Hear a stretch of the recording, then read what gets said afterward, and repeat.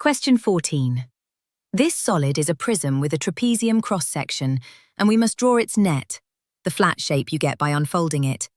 A prism has two identical end faces and rectangles wrapping around the sides. The prism is 5 centimeters long, so every side rectangle is 5 centimeters tall. Unfolding the 4 sides gives a strip. The base, 5 by 5, the 2 slanting faces, 2.5 by 5, and the top, 2 by 5. Now the 2 trapezium ends fold up from the base.